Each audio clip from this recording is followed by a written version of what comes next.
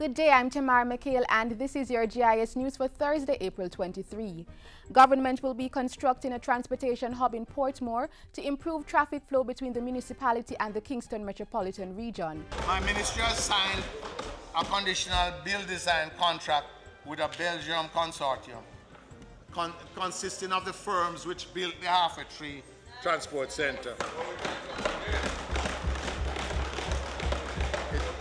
It will cost approximately 47 million euros and construction will be over a period of 24 months. The Transport Minister was making his sectoral presentation in Parliament on Tuesday.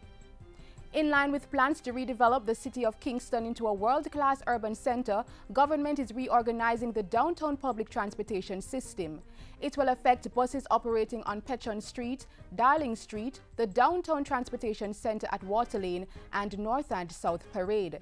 Minister Davies says the new arrangement will improve the operations of JUTC buses and PPV vehicles regulated by the Transport Authority. The arrangement will create a reduction in the number of JUTC buses parked in the parade area, as the buses will be located away from the site and dispatched to parade on a as-needed basis.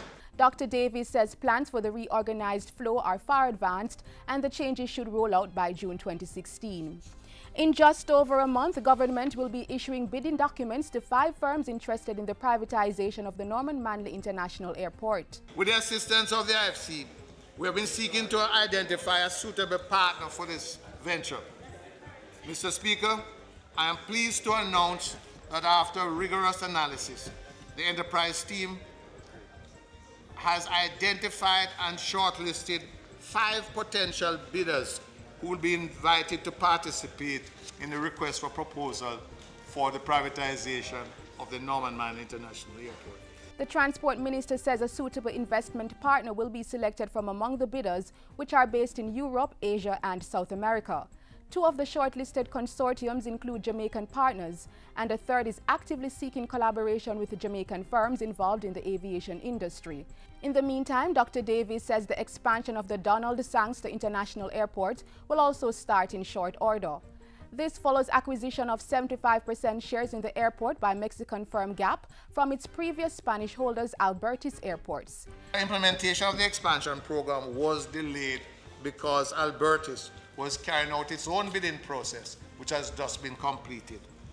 Now that it's been settled, the Airports Authority and the Montego Bay team will move rapidly to conclude their arrangements to get the additional capital works underway in the shortest time period possible.